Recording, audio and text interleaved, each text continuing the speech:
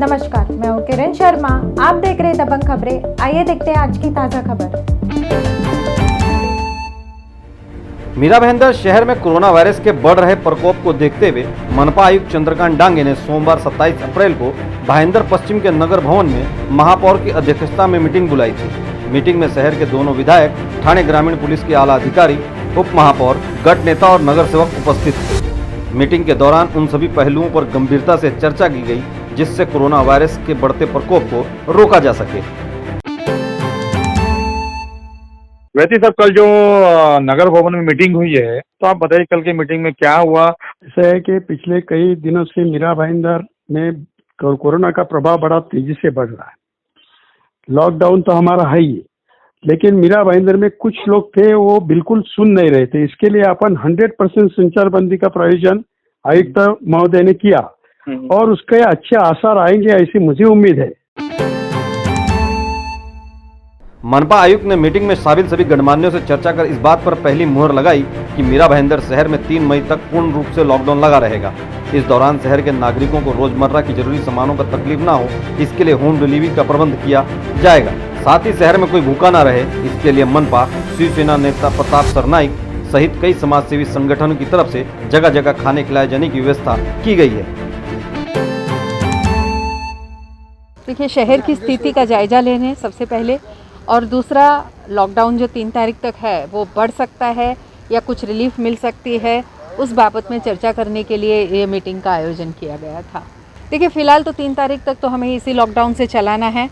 कुछ सुझाव था, रमज़ान को लेके भी था, तो मैंने भी ये सुझाव दिया कि जैसे किसी एक कम्युनिटी की कोई पर्टिकुलर ज़रूरत होती है, जहाँ तक मेरा नॉलेज है शायद रमज़ान में खजूर और फ्रूट्स और बेकरी आइटम, ये 3 चीज़ की ज़रूरत ज़्यादा होती है। तो मैंने कहा उस एरिया में वैसे लोगों के पास उसकी आपूर्ति ज़्यादा रखें ताकि उनको वहाँ किल्लत ना आए।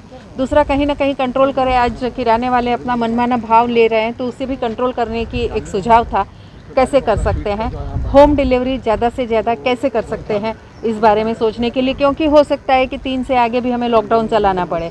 तो जितना होम डिलीवरी अब हम कर रहे हैं उससे भी कहीं ज़्यादा करने की ज़रूरत है। चर्चा के दौरान मुस्लिम भाइयों को रमजान के दौरान किसी प्रकार की कोई दिक्कत ना हो, इस पर भी गंभीरता से चर्चा की गई और यह फैसला लिया गया कि लॉकडाउन के दौरान किसी को भी विशेष छूट नहीं दी जाएगी, मगर इस बात का पूरा ख्याल रखा जाएगा कि शहर के किसी भी नागरिक को किसी प्रकार की कोई तकलीफ ना हो। ऐसा सुझाव पूर्व उप महापौर चंद्रकांत वैती ने चर्चा के दौरान रखी। रमजान महीने के चलते आमदार प्रताप सरनाइक साहब ने एक सजेशन ऐसा दिया कि नया नगर में अपन ये कुछ दुकान खोलेंगे रात को। मेरा विरोध रहा। मैंने कहा कि सिर्फ नया नगर में ही मुसलमान रहते हैं क्या? मुसलमान तो नया नगर में रहते, मुंशी कंपाउंड में रहते, काशी में रहते, मीरा में रहते, शांति नगर में रहते, नवगढ़ रोड पे रहते हैं, भाईंदर ईस्ट वेस्ट, उत्तर, घोड़बंदर, सब जगह रहते हैं। तो अगर उधर खोला तो सब जगह खोलना पड़ेगा। और इतने दिन पुलिस ने और महापालिका प्रशासन ने जो एक अच्छी सोच रखे, एक बहुत डिसिप्लिनरी वे से कोरोना का सोशल डिस्टेंसिंग मेंटेन होने का काम कर रहे हैं, लोगों को घरों से बाहर निकलने नहीं दिया जा रहा है। अगर वहां पर दुकान खुलेगी तो पूरे मीरा भाईंदर के मुस्लिम समाज बोलेंगे हमारे इधर खोल दो, फिर हमारे लोग भी वहां जाएंगे। और इस भारतवर्ष की राजनीति जिस भगवान के इर्द गिर्द रही, वो प्रभु रामचंद्र का अभी रामनवमी का उत्सव हुआ, वो जन्मोत्सव हमने नहीं मनाया। हनुमान जी का शक्ति के प्रेरक है, शक्ति के देवता है, उनका जन्मोत्सव था, वो हमने नहीं मनाया।